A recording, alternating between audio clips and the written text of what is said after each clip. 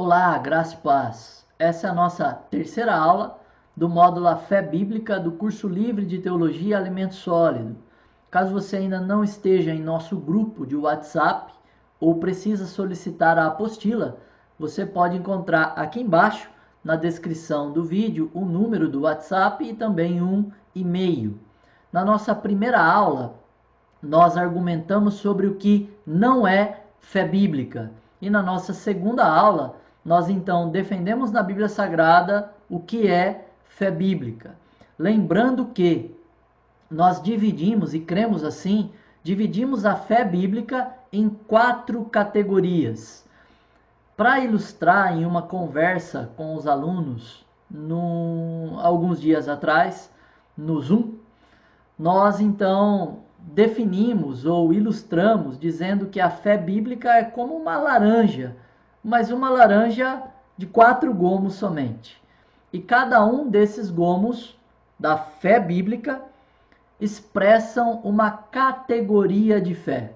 E na sua apostila diz que esses gomos, que estou ilustrando como gomos aí, têm nomes. A fé comum, que nós já falamos um pouquinho sobre ela na aula passada, mas vamos explorar um pouquinho mais nessa aula. A fé salvadora e justificadora, que é somente dos eleitos de Deus, e nós também falamos sobre isso. A fé que é gerada pelo fruto do Espírito Santo, que depende da tradução, não usa o termo fé, mas fidelidade, de fidelidade conjugal, fé de confiança, fé de entregar-se, fé de manter-se fiel a um Deus que você conhece, fruto do Espírito Santo. Também a fé como manifestação extraordinária, sobrenatural, um dom do Espírito Santo, de 1 de Coríntios 12. Essa fé se manifesta somente quando ele quer, quando o Espírito Santo quer, conforme lhe apraz, segundo está claro na Bíblia Sagrada. E usamos de exemplo a fé que Sansão teve quando pegou aquele osso do queixo de um jumento, da queixada de um jumento, e partiu para cima de 1000 homens, crendo piamente de que Deus lhe daria capacidade para matar todos eles. Hoje nós vamos pegar no ponto 2 da sua apostila, que está na página 2, e diz assim: pontos interessantes sobre a fé sobre a fé na Bíblia Sagrada. Letrinha A.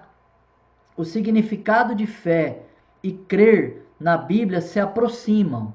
Porém, o crer de maneira apenas racional, sem evidência dos efeitos da fé, ou seja, do novo nascimento, até os demônios creem. Os demônios creem que Deus existe. Tiago diz isso, Tiago afirma isso. Vamos confirmar isso na Escritura.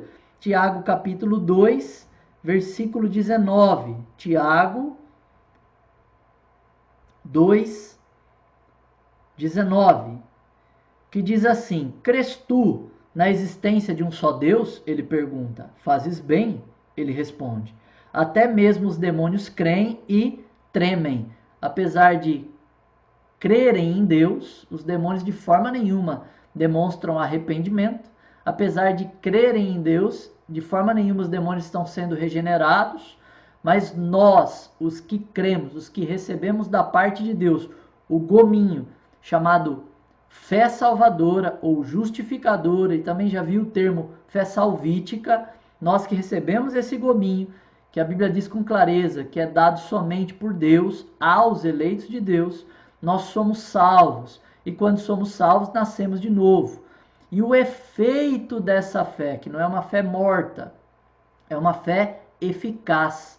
O efeito dessa fé em nós produz o novo nascimento, que é a obra regeneradora do Espírito Santo, o poder da ressurreição atua em nós, então produz o novo nascimento, produz obras que glorificam a Deus. Tiago diz que a fé bíblica verdadeira, a fé salvítica verdadeira, ela é expressada através de obras. É claro que você vai encontrar aqui em nosso canal um módulo chamado Salvação, que vai deixar bem claro que o homem não é salvo por obras, mas as obras acompanham a vida de um salvo. Então é possível sim crer na existência de Deus, mas não ser salvo por esse Deus. É o caso dos demônios, ou seja, a fé salvadora de forma nenhuma está nos demônios. Tem uma outra passagem citada aí na sua apostila, Atos 8, do 9 ao 24, como o trecho é longo, nós não vamos ler, mas é claro, você precisa examinar aí na apostila e confirmar o que eu estou falando e ler aí na sua casa.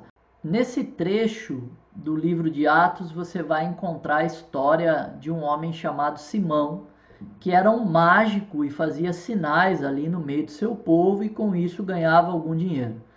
Veio Felipe pregando o evangelho, fazendo sinais e milagres naquela região, e a Bíblia diz que Simão creu e foi batizado. Exatamente isso.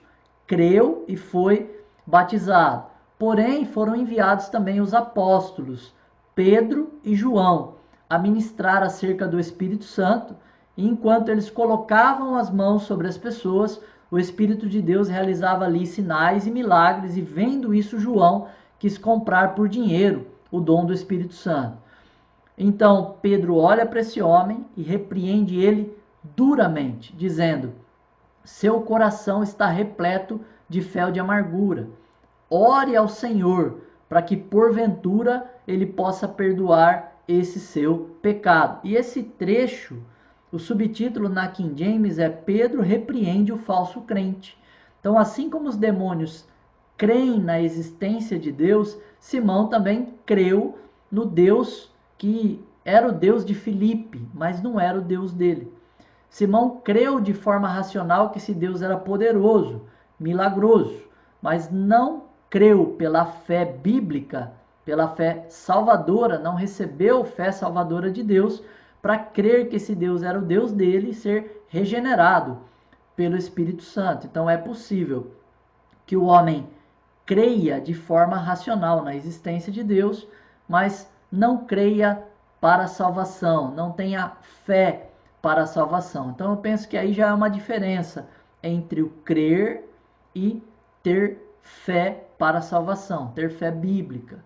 Apesar dos conceitos na Bíblia Sagrada de fé e crer estarem bem próximos, eu gosto de contar uma ilustração sobre isso, que eu ouvi certa vez. Num circo havia um homem muito bom de monociclo e passava de um lado para o outro do circo por meio desse monociclo em um cabo de aço.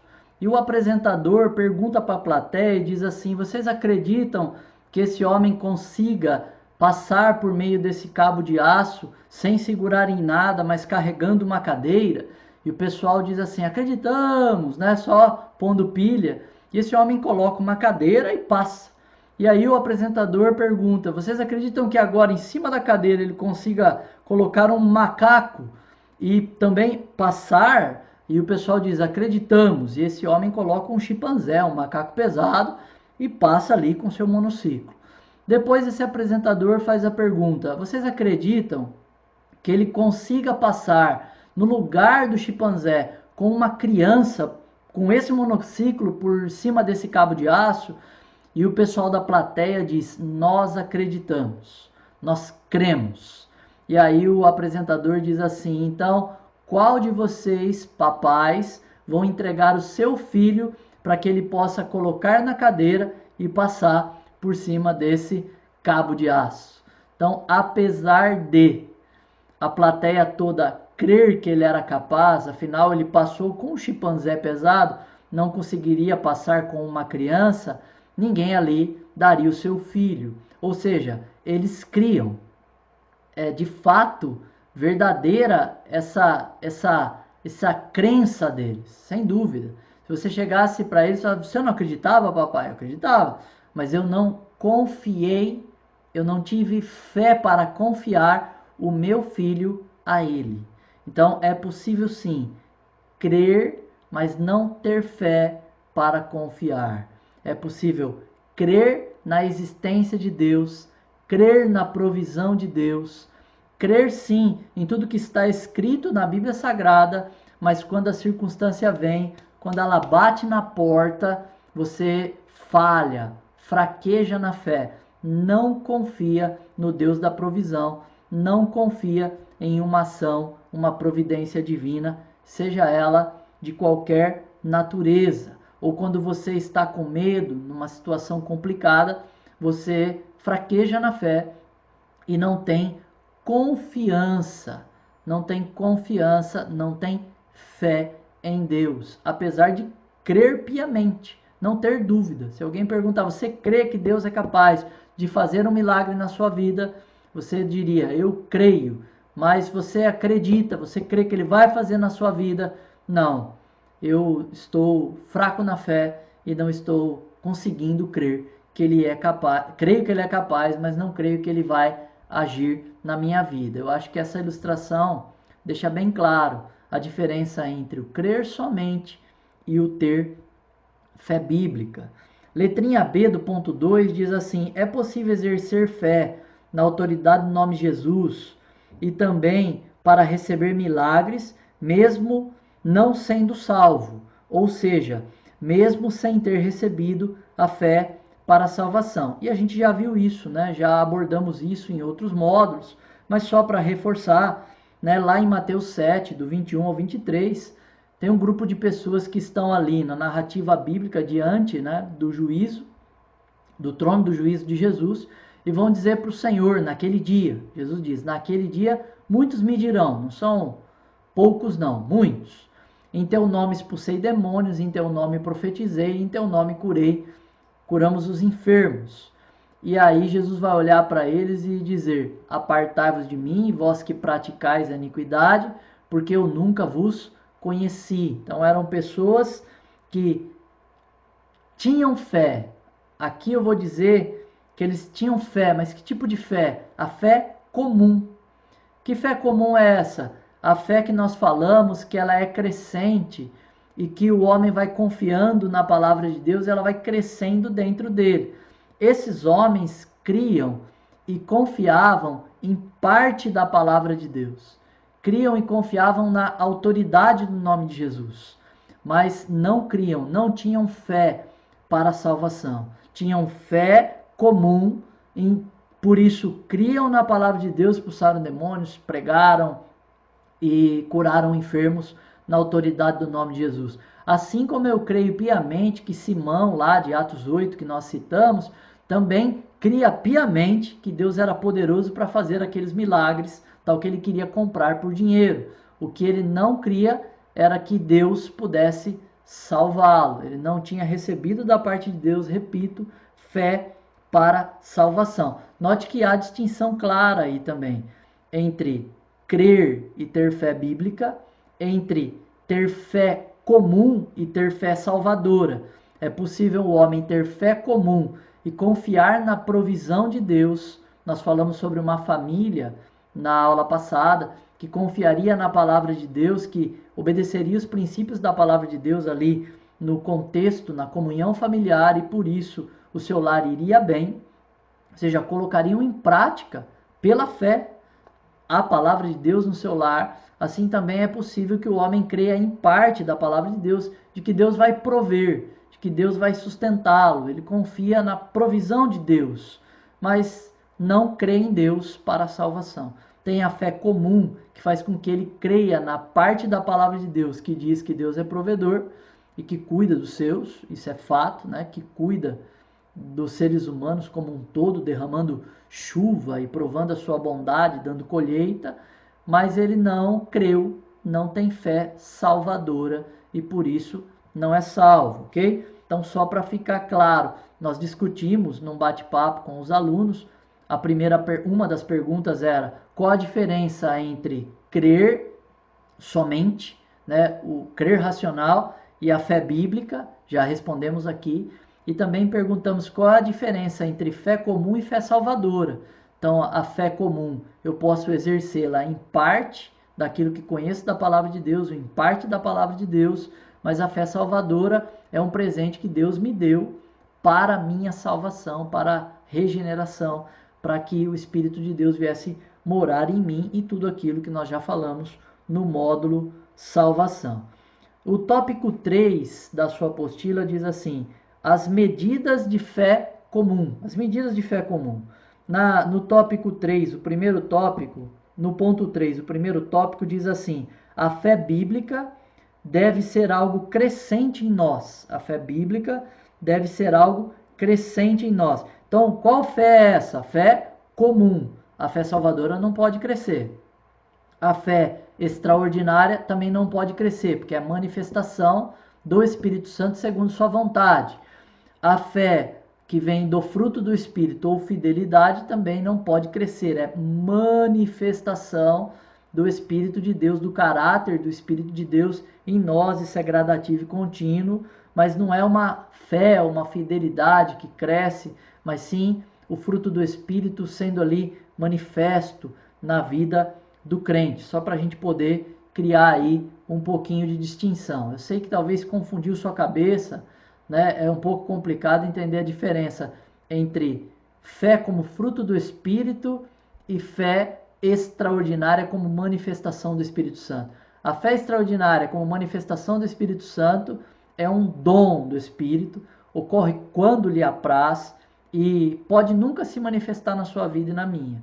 A fé como fruto do Espírito Santo, ou fidelidade como fruto do Espírito Santo, está na pessoa do Espírito Santo que habita em você, ou seja, esse fruto já está em você, salvo, já está em você, e vai com a maturidade cristã se manifestando no seu viver diário, ok? Acho que ficou claro. Então, essa fé que cresce, que aí no tópico 3.1, né, 3, no tópico 3, o ponto 1, essa fé que cresce é a fé comum. A fé bíblica deve ser algo crescente em nós. Romanos 12, Romanos 12, versículo 3, 12, 3 diz assim: porquanto pela graça que me foi concedida, exorto a cada um dentre vós que não considere a si mesmo além do que convém. Nós já lemos esse texto na nossa primeira aula, mas ao contrário, tenha uma autoimagem equilibrada, de acordo com a medida da fé que Deus lhe proporcionou. Note que essa fé tem medida. Essa fé não é a fé salvadora, ela tem medida. E Deus nos dá em determinada medida, conforme a revelação. A palavra de Deus é rema para nós. Nós vamos então recebendo e crescendo nessa fé comum acerca da palavra de Deus. Mateus 17, 20. Mateus 17, 20. Diz assim: e ele respondeu, por causa da pequenez da vossa fé.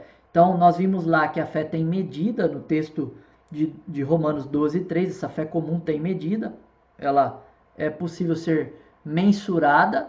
Assim também, Jesus está dizendo que os discípulos aqui, em determinada ocasião, estavam com uma fé pequenina, uma fé comum, na autoridade do nome de Jesus, pequenina, por causa da pequenez da vossa fé, pois com toda certeza vos afirmo que se tiverdes fé do tamanho de um grão de mostarda, olha aí, a fé tem medida, a fé comum pode ser pequena e a fé comum pode ser muito pequena, né, do tamanho de um grão de mostarda.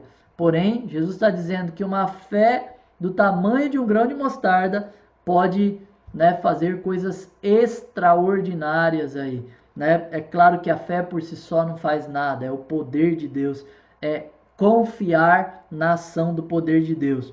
A fé do tamanho de um grão de mostarda, direis a este monte, passa daqui para colar, e ele passará, e nada vos será impossível, né? Essa narrativa, esse texto, é a expulsão de um demônio, de um menino, né, possesso aí, um jovenzinho, mas na narrativa bíblica deixa bem claro que desde criança ele era possesso, havia manifestações demoníacas na vida desse menino. E por algum motivo os discípulos não tiveram fé suficiente para expulsar, né, fraquejaram, né, essa palavra foi muito usada ultimamente, né, por um líder político, eu gosto dela, acho interessante. Fraquejaram, né, na fé, e com isso Jesus os repreende e diz: olha, vocês não conseguiram expulsar esse demônio por causa da pequenez da vossa fé, mas ela é muito pequena, porque se fosse do tamanho de um grão de mostarda, vocês estariam fazendo aí coisas extraordinárias, né? E eu acrescento ao texto bíblico, no meu nome, né? Por mim, me representando. A fé pode ser pequena, então a gente viu, tem medida, pode ser pequena e pode ser muito pequena, né? E sobre exemplos de fé pequena, né, ou citações de fé pequena, a gente leu uma aqui em Mateus 17, agora a gente vai ler em Mateus 6. Mateus 6, versículo 30, que diz assim: Então, se Deus veste assim a erva do campo, que hoje existe e amanhã é lançada ao fogo, quanto mais a vós outros, homens de pequena fé. Note isso. Quanto mais a vós outros, homens de pequena fé. Então, aqui é bem claro de que Jesus está dizendo, assim como ele já falou para os discípulos, de que a fé comum pode ser pequena, ou, eu acrescento, estar por um período pequena. Porque o homem, ainda que seja o pai da fé, como Abraão também, teve a sua fé enfraquecida em um momento em que Deus vem falar com ele sobre a promessa de Isaac. E ali fala do seu descendente, e Abraão apresenta o Damasceno, Eliezer, como seu descendente, ou seja, o pai da fé estava ali com a sua fé abalada, enfraquecida naquele momento, não confiando na promessa de Deus acerca do seu descendente, acerca de Isaac e também do seu descendente Jesus, em quem seriam benditas todas as famílias da terra. E quando ele creu nesse descendente, né, em Jesus, em quem seriam benditas todas as famílias da terra, a Bíblia diz: e Abraão creu e a sua fé lhe foi imputada como justiça. Que fé Abraão teve nesse momento? Que fé Abraão recebeu nesse momento? A fé salvadora. E Abraão creu em Jesus e a sua fé lhe foi imputada como justiça. Foi ali Abraão justificado pela fé, ok? Mas qual fé que Abraão estava ali abatida, enfraquecida? A fé no milagre de Deus em agir na vida dele e de sua esposa, já velhinhos, já bem velhinhos, para gerar o seu descendente chamado Isaac, né? Que nós sabemos que essa promessa se cumpriu e era necessário que essa promessa se cumprisse porque Jesus vem da descendência de Isaac. A fé também na sua apostila diz que ela pode ser grande. E Jesus, Mateus 15, versículo 28, Jesus elogia a fé de uma mulher. Note aqui, ó. Mateus 15, 28 diz assim: Então Jesus exclamou: Ó mulher, grande é a tua fé. Então pode ser pequena, pode reduzir, pode diminuir por um período, mas também pode ser grande. Grande é a tua fé. Seja feito a ti conforme queres. E naquele exato momento sua filha ficou sã. Então ela creu piamente em Deus, creu piamente que Jesus tinha poder para fazer aquele milagre.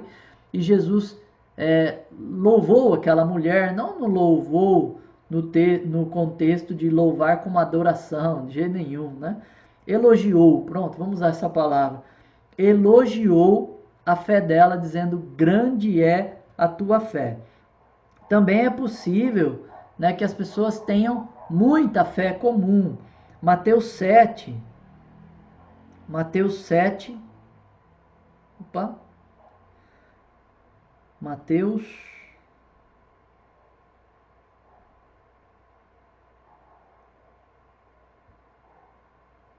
10-0 para a Bíblia Online, Mateus 7, versículo 9, pronto. Diz assim: ou qual dentre vós é o homem que, se o filho lhe pedir pão, lhe dará uma pedra? Opa, não é Mateus, é Lucas, né? Por isso que o texto não está certo. Lucas 7, então 11-0 para a Bíblia Online. Lucas 7, 9, diz assim: ao ouvir esta declaração, Jesus muito se admirou dele e, voltando-se para a multidão que o acompanhava, exclamou: asseguro-vos que nem mesmo em Israel encontrei uma fé como essa. Então, esse homem da narrativa aqui, o centurião, que disse que era um homem que tinha autoridade, e que dizia ao teu servo, né, aquele que estava debaixo da sua autoridade, vá, e ele ia. Ele disse para Jesus que acreditava que o Senhor era um homem, ele tinha fé que o Senhor era um homem, era Deus, era o Messias, que tinha autoridade para dizer, e a partir da hora que ele dissesse, aconteceria. E Jesus ficou espantado com esta fé e ali falou para aquelas pessoas que nem mesmo em Israel ele encontrou uma fé como essa, porque nem mesmo em Israel, porque esse homem era gentil, não era judeu. E aí por isso Jesus faz essa comparação. Evangelho de João, capítulo 14, João 14,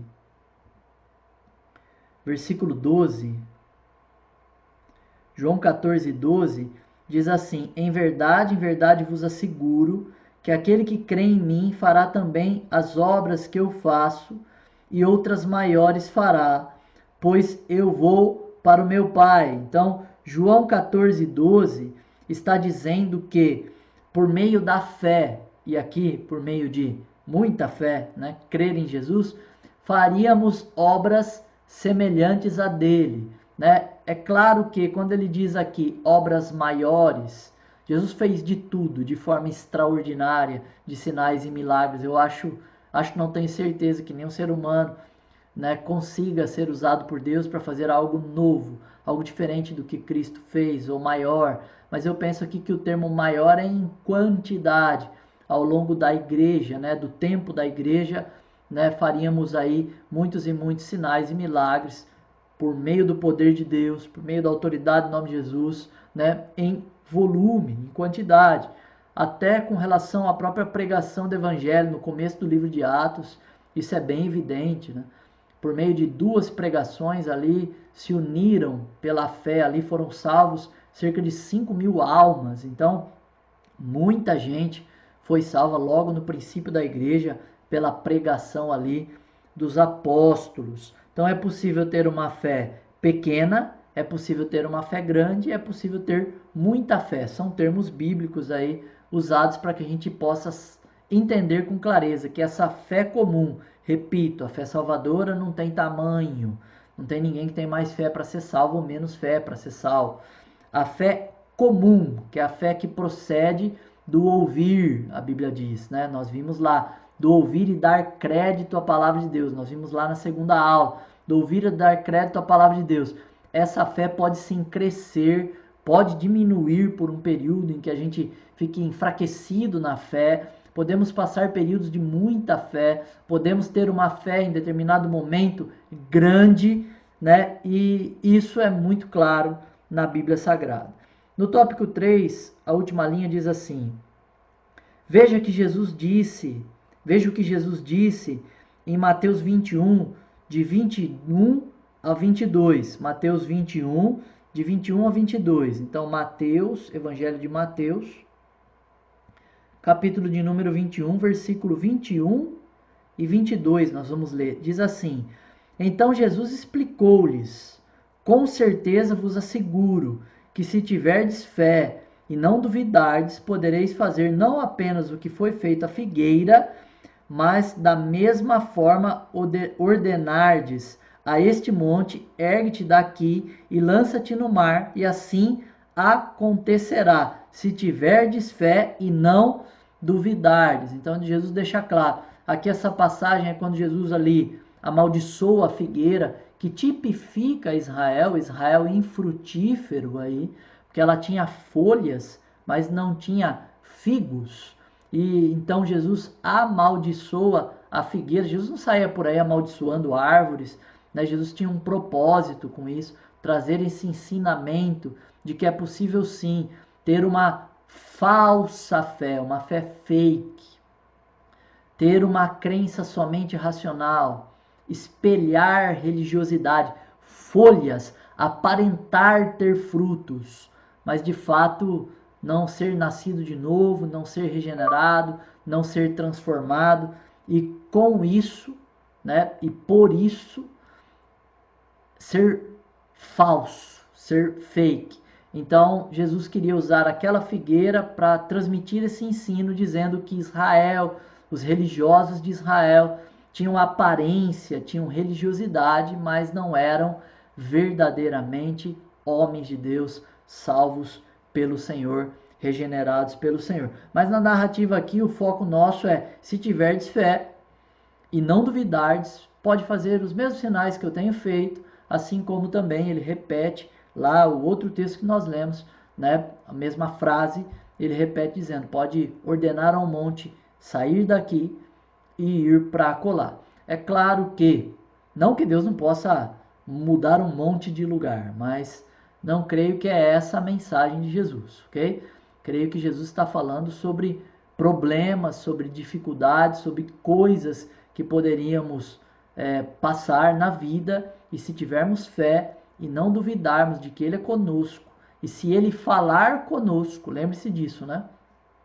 Que fé é reagir com obediência, fé bíblica, à palavra de Deus, aquilo que Deus falou. Se Deus não falou, não é fé bíblica. Então, se Deus falar para você, no seu coração, ou se Ele já falou por meio da sua santa e bendita palavra, por exemplo, Deus já falou que vai cuidar de você, de que você não vai viver uma vida de mendigo, de miserável.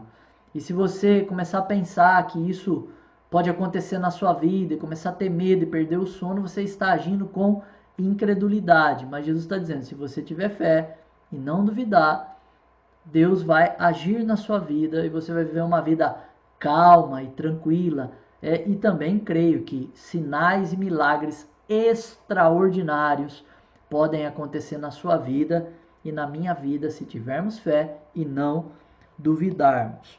O tópico de número 4, ele diz: através da fé podemos desfrutar dois pontos. E aí trabalha muitas coisas. E isso é complementar. Você deve estudar aí na sua casa, mas eu não vou incluir na gravação da aula, porque assim, é bem claro, tem o tópico e os textos que dão base. Vou ler os tópicos. Então, 4A diz assim: desfrutar da certeza do descanso com o Senhor. Posso descansar em Deus. Das promessas, letrinha B. C, da purificação e santificação. Porque pela fé também eu creio de que Deus vai me santificar, vai me purificar por meio da lavagem da água, por meio da sua palavra. Não lavagem da água do batismo, mas a água pura, que é a palavra de Deus sobre nós, por meio da ação do Espírito de Deus que age por meio da sua palavra. Letrinha D. Esqueci o tópico 4. Desfrutar da vida espiritual, de uma vida sadia, porque a vida espiritual se vive pela fé. Nós falamos na segunda aula: sem fé é impossível agradar a Deus. O meu justo viverá pela fé. Do privilégio de ser templo do Espírito Santo.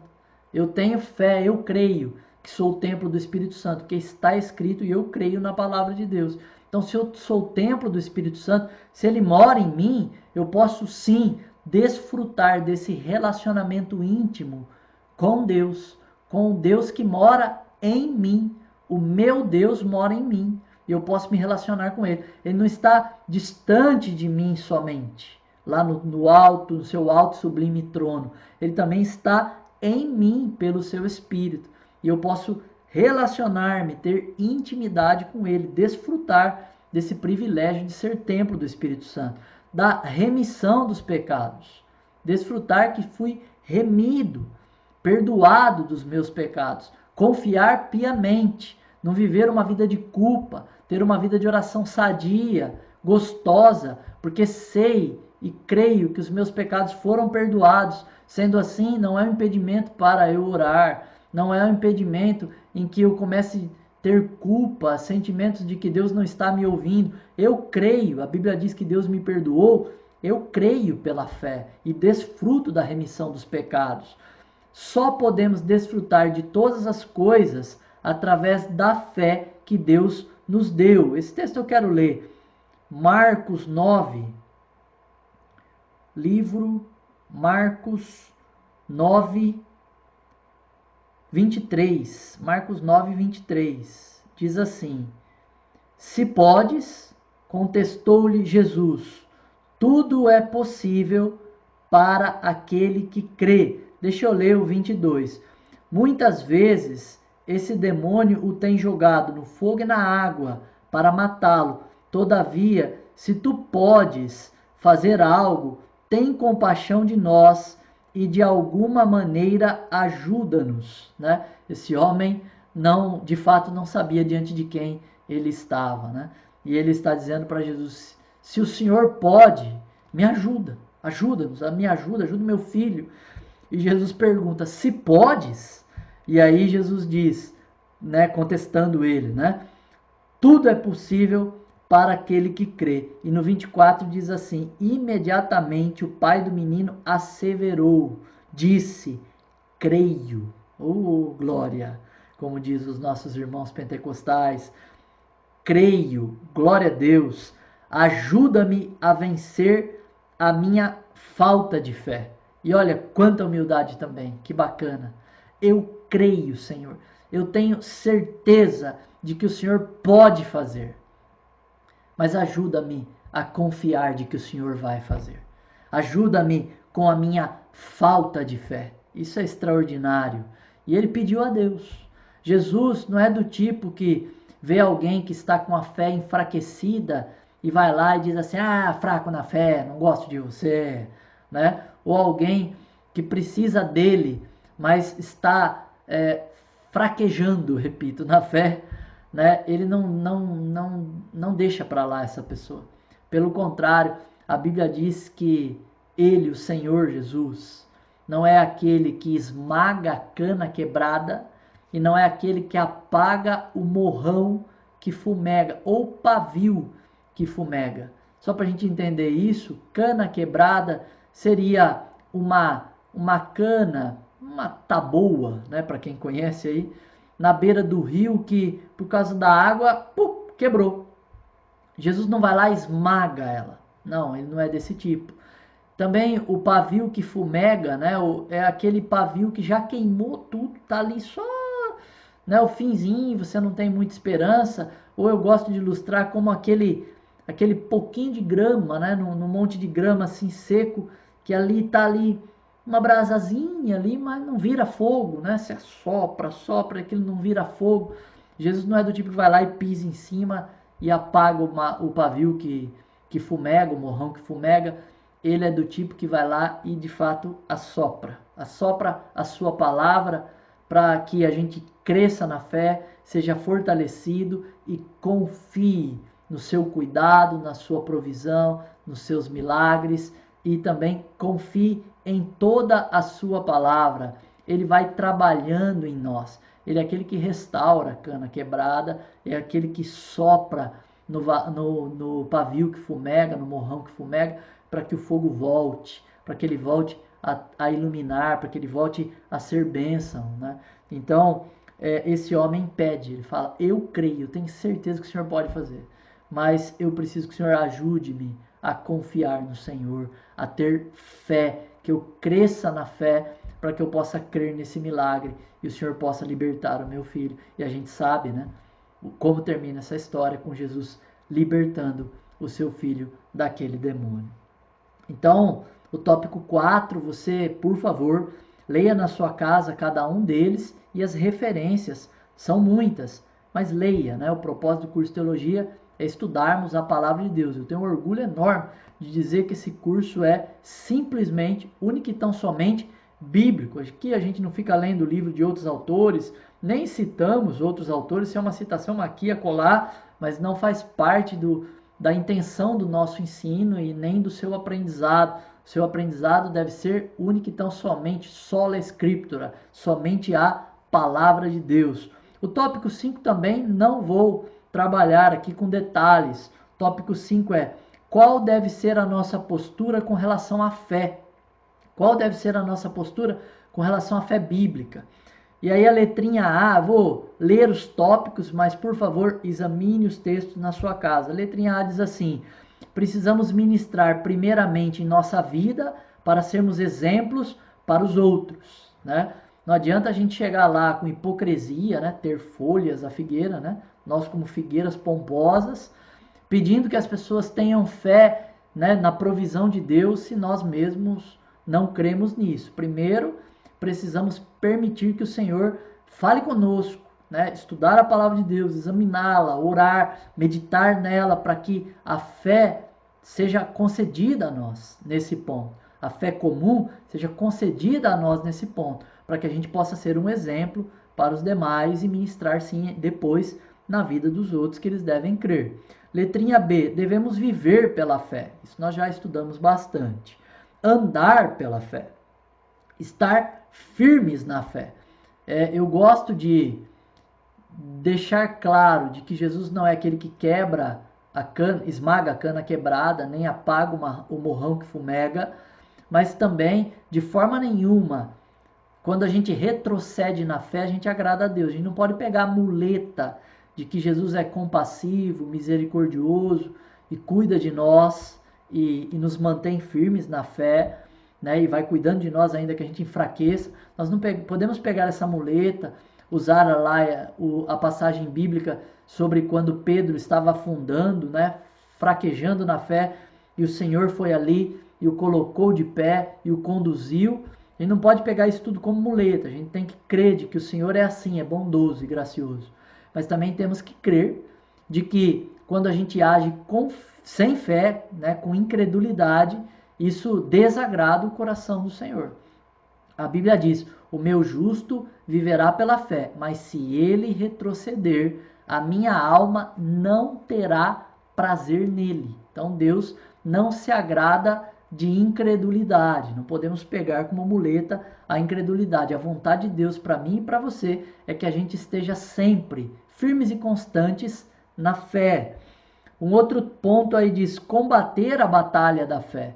Brigar pela fé bíblica, pela fé verdadeira, principalmente nos nossos dias, em que essa falsa fé, essa fé fake, tem sido pregada nas igrejas por esses coachings, gospels, né? E com isso, esse falso ensino tem sido tão difundido. Nós devemos pregar a fé bíblica, parar com o emocionalismo humano e pregar a fé bíblica e dizer: olha, só é fé se Deus disse, só é fé se está escrito. Se não, não é fé, é motivação, é otimismo, mas não é fé.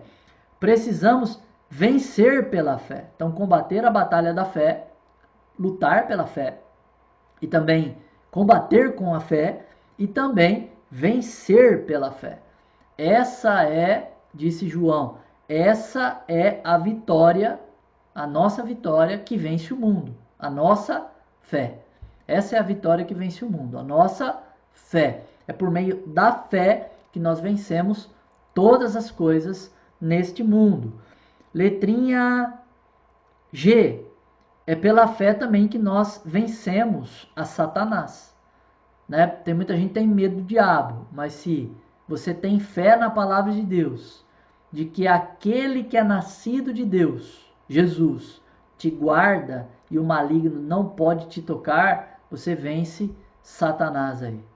Se você tem fé na palavra de Deus e crê de que você se sujeita a Deus, resiste ao diabo, como está escrito, e ele foge de vós pela fé na palavra de Deus, neste trecho da palavra de Deus, você também vence o diabo com suas tentações. Letrinha H diz assim: obter um bom testemunho pela fé. Nós não devemos procurar obter um bom testemunho diante das pessoas pela nossa bondade humana, pelo nosso trato humano. Não que isso seja desprezível. É necessário que a gente haja com bondade, é necessário que a gente tenha bom trato. A Bíblia ensina isso, né? Paulo ensina isso ali para Timóteo, dizendo como tratar o vozinho, como tratar as mulheres, a viúva, né? Como tratar os jovens. Então, um bom trato, mas o que de fato é mais importante no nosso testemunho é como nós agimos pela fé, como as obras de fé estão presentes na nossa vida. Isso sim, de fato, é importante para as pessoas que nos observam. É mais importante para as pessoas que nos observam. Se fortalecer na fé, assim como a fé pode ser grande, Podemos ter um momento com muita fé, podemos também ter um momento com pequena fé e ter um enfraquecimento da fé.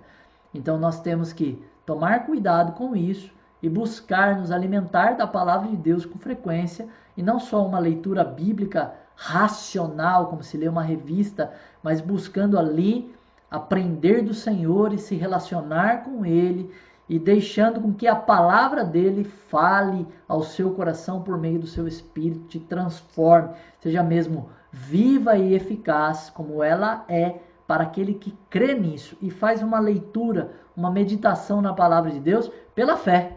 Até para ler a palavra de Deus você precisa ler pela fé. Ler que ela é viva e eficaz, mais cortante do que uma espada de dois gumes, como diz Hebreus 4:12.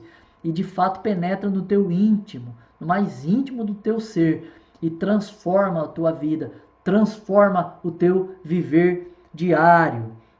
Se fortalecer na fé, ser obedientes pela fé, permanecer na fé. Devemos ter uma fé robusta, uma fé constante, uma fé firme. É isso que afirma a sua apostila e dá base bíblica para todas essas afirmações. E o tópico 6, para concluir a nossa aula e concluir o nosso módulo, né, a fé bíblica, e depois desse módulo estarei enviando de 3 em 3 módulos, nós fazemos um provão. Eu estarei enviando para você lá no grupo do WhatsApp um provão, e também se você quiser, pode dali mesmo mandar por e-mail, né? Ou solicitar por e-mail, que eu te mando também por e-mail, para você fazer. Se você quiser, você pode fazer e responder o provão, imprimir e responder, entregá-lo de forma física. Você pode jogar na minha casa, ok? Vou colocar lá no grupo o endereço. Você vai jogar na minha casa. Ou você pode entregar de forma digital, fazer de forma física, digitalizar e me mandar. Ou você pode responder no próprio Word e mandar por e-mail. Tem lá os espaços para você ticar, você põe um xizinho no próprio Word e me envia por e-mail, por exemplo. Então, temos várias formas aí de fazer de forma remota nesse momento de pandemia. O 6 da sua apostila diz assim: desafios para a nossa fé. Desafios para a nossa fé. Letrinha A, valorizar a fé que nos guarda para a salvação e permanecer firmes em meio às provações. Então, valorizar a fé que nos guarda para a salvação. Que fé é essa que nos guarda para a salvação? A fé salvadora. Eu preciso valorizar, como a Bíblia diz, essa tão grande salvação. Me alegrar, né? E também crer que Ele, o Senhor, vai me manter firme e permanecer, reagir firmes, né? Nós devemos reagir de forma firme em meio às provações. 1 de Pedro, capítulo 1,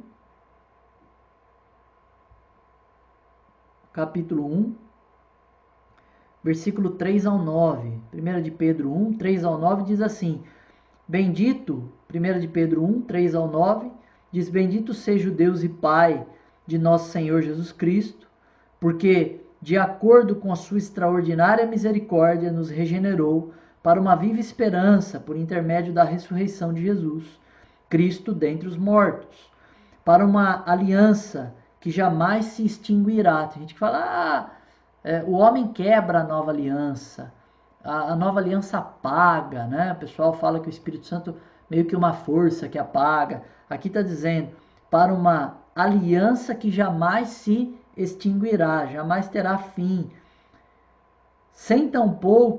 Nem tampouco será desonrada ou perderá seu valor.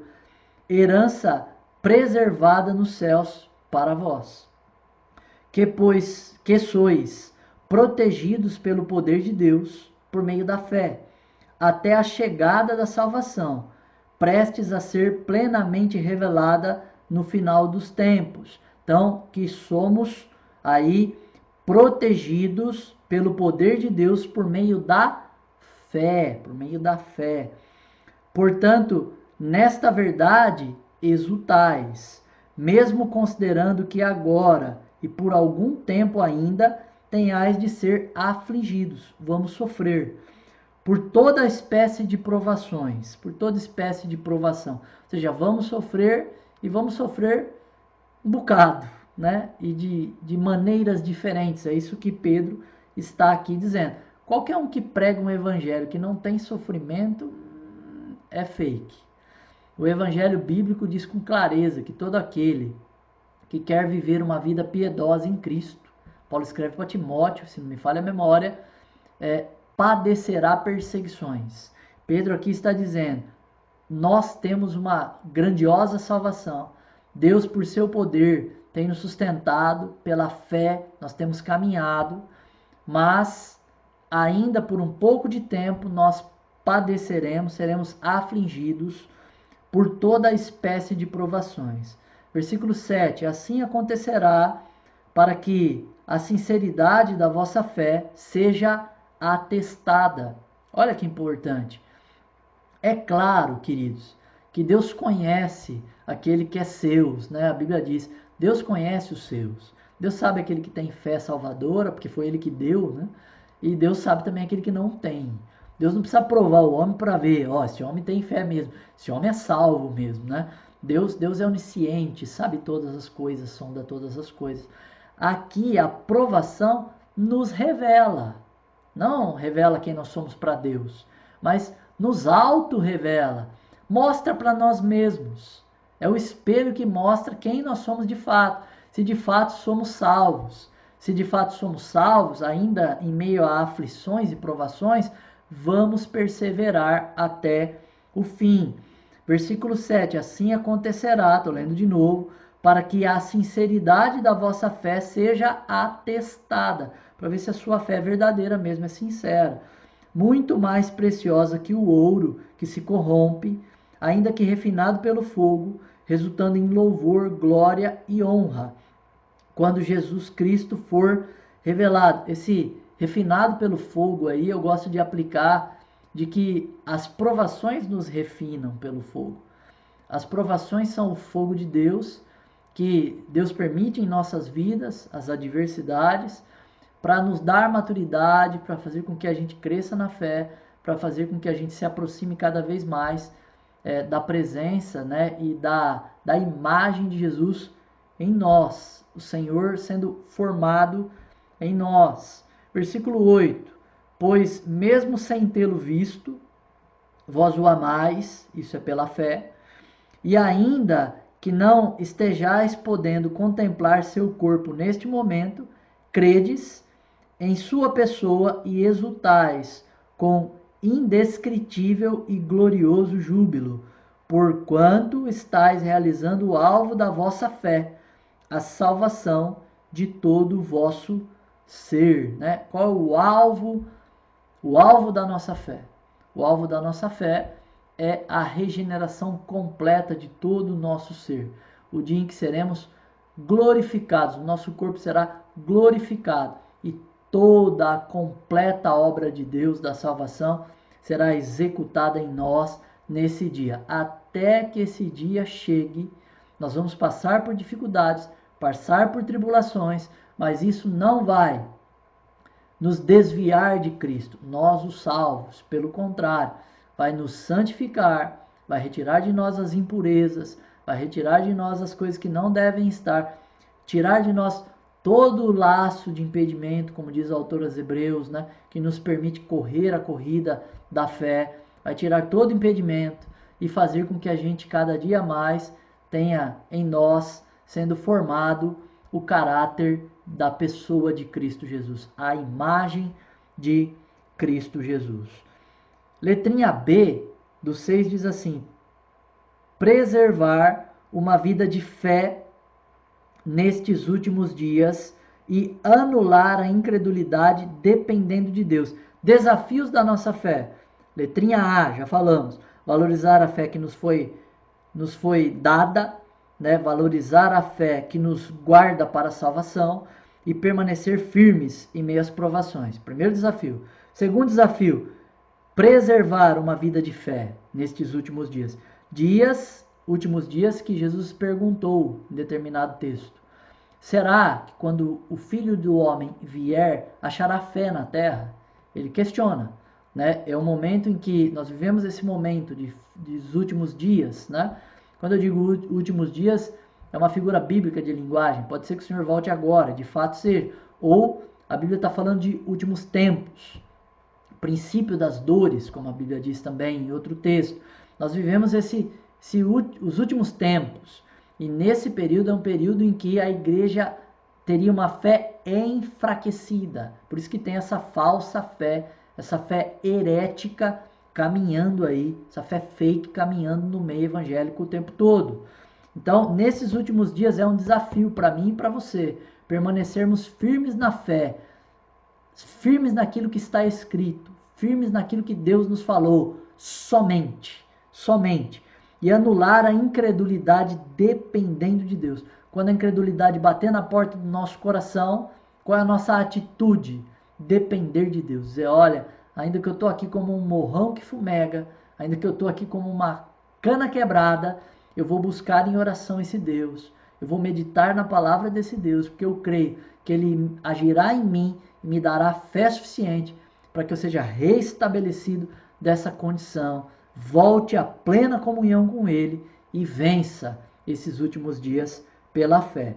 Lucas, texto aí de referência, Lucas, Evangelho de Lucas, capítulo 18, versículo 8. Lucas 18, 8 diz assim: E vos asseguro, ele vos fará sua justiça, e depressa. No entanto, quando o Filho do Homem vier, encontrará fé em alguma parte da terra? Era essa a ênfase, né? Aqui a narrativa é a narrativa daquela parábola da viúva pobre que insistia com o juiz iníquo. Aqui não é Deus, hein? O pessoal pensa que tem que ficar repetindo a oração até que Deus haja. Isso é incredulidade, isso é incredulidade. Isso não é fé. A fé é, eu orei uma vez, eu creio que ele me ouviu. Eu orei uma vez, eu creio que ele vai entrar com providência e vai me responder. Talvez sim, talvez não, mas ele vai me responder. Ele vai agir, né? Eu gosto de um pregador que ele fala bem claramente, ele fala: Deus responde todas as vezes, todas as orações. Só que às vezes a resposta é não, e a gente não aceita essa resposta e fica ali ansiosos e orando e repetindo a oração e repetindo. Repetir oração é reza, é paganismo. Repetir oração é reza, é paganismo. Orar várias vezes pela mesma coisa é ansiedade, não é prática cristã, né? Jesus critica isso. Jesus disse: "Não sejais como o pagão, que repetindo, acreditam que serão ouvidos, repetindo sempre as mesmas coisas, acreditam que serão ouvidos." Note que nesse texto, nesse período, não havia a religião que fica rezando com bolinhas, né? Nesse tempo, Jesus está criticando o paganismo da época, está criticando o judaísmo fraco na fé, que ficava insistindo em orações, em falsas orações, ok? Uma oração verdadeira, uma oração de fé, eu oro uma única vez, crendo de que Ele vai me atender. E Jesus pergunta: será que quando o Filho do Homem voltar, Ele achará fé na terra? Será que aquilo que o irmão Marcelo falou agora vai ser recebido pelas pessoas? As pessoas vão crer na minha palavra? As pessoas vão confiar plenamente na minha palavra? Né? Repito, esse trecho é a parábola da viúva que insistia com o juiz iníquo. O texto é muito claro. E de tanto ela perturbar ele, ele atendeu ela. Né? Não é um juiz justo, juiz. Jesus está dizendo: eu vos asseguro, ele vos fará sua justiça e depressa. Deus faria a justiça aí depressa. Deus não tarda, chega no tempo certo e age rapidamente para com os seus. Mas nós precisamos confiar nisso, nesse período de que vai haver falta de fé, grande apostasia, né? Incredulidade por todo lado. Nós vivemos esse período, temos que tomar muito cuidado com esse período. Apocalipse 3:18 diz assim: portanto, ofereço-te este conselho: adquire de mim ouro refinado no fogo, a fim de que te enriqueças, roupas brancas, para que possas cobrir a tua vergonha, a tua nudez, e compra o melhor colírio, para que, ao ungir os teus olhos, possa enxergar claramente. A quem Jesus fala isso? Jesus fala isso à igreja de Laodiceia. Nós vivemos um período em que a igreja, né, a falsa igreja, o joio é abundante no meio do trigo. Tem mais joio que trigo. Houve um crescimento anormal. A Bíblia diz que a leguminosa, né, um legume ali, a mostarda, ela cresce de uma forma extraordinária, um crescimento anormal, não sadio, por causa de um fermento. Ela cresce, vamos ilustrar assim, né? Porque primeiro vem a parábola do fermento, depois também fala o reino dos céus é semelhante a um pé de mostarda, né? A hortaliça, que é a maior de todas as hortaliças e cresce de forma extraordinária, cresce de forma não natural, né? O fermento, né? Não nessa passagem, né? Não nesse relato da mostarda, mas o fermento que também está juntinho nessas parábolas sobre o reino dos céus, é a falsa doutrina.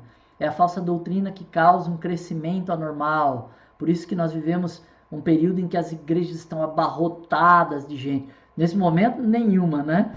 Por causa da pandemia, mas daqui a pouco as igrejas estão lá abarrotadas, mas abarrotadas de gente que é joio na sua maioria, que tem uma falsa fé, que não tem fé, essa é a verdade. E Jesus está dizendo para esse período, para essa igreja, essas igrejas, ele está dizendo: olha, vocês são cegos, vocês não têm vida com Deus, vocês não têm vida de santidade. Antes vocês deveriam comprar santidade de mim. Comprar aí é figura de linguagem para buscá-lo, né?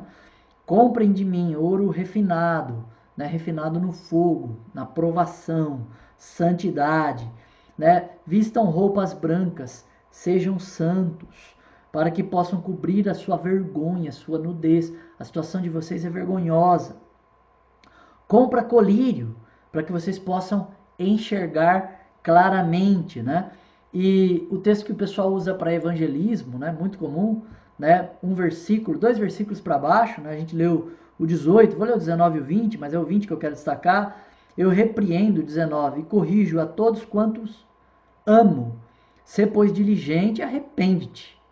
E no 20 diz: eis que estou à porta e bato. Onde é que ele está aqui? Não está batendo na porta do coração de ninguém. Ele está aqui batendo fora da igreja de Laodiceia. Na igreja tinha de tudo, eles se achavam ricos, cheios do conhecimento, tinham de tudo. Só não tinham Cristo. Colocaram Jesus para fora. E ele está lá batendo na porta, dizendo: ó, eis que estou à porta e bato. Se alguém aí ouvir a minha voz, abrir a porta, entrarei em sua casa, cearei com ele e ele comigo. Ah, irmão, mas está batendo na porta da igreja? É casa. As igrejas se reuniam em casas. E Jesus falando aqui que está batendo na porta, né? Vamos ilustrar aqui, está batendo na porta dessa igreja, desse período chamado Laodiceia, né? Tem tudo, menos Cristo, infelizmente. Tem tudo, menos fé. E sem fé é impossível viver com Deus. Sem fé é impossível agradar a Deus. E concluo o módulo com a pergunta, ou as perguntas, né? São duas aí, que estão no fim da sua apostila para você meditar. Para você meditar, você está preparado para permanecer em Cristo? Você confia, não é a sua capacidade humana, mas você está preparado pela fé para permanecer em Cristo? Mesmo que Deus permita sofrimentos como os de Paulo, né? E aí tem um trecho bíblico que você deve ler, você vai ver que ele passou muitos sofrimentos, ou os de Jó, e você deve conhecer a história de Jó, senão também tem citações aí para que você possa, né, ler os sofrimentos de Jó, e aí você vai chegar e você vai poder tomar uma conclusão, chegar numa conclusão. Estou eu fraco na fé ou estou eu fortalecido na fé e disposto a enfrentar as provações e as dificuldades que Deus pode permitir na minha vida sem jamais recuar do amor que eu tenho por Ele. Deus os abençoe em nome de Jesus, o Cristo. Amém.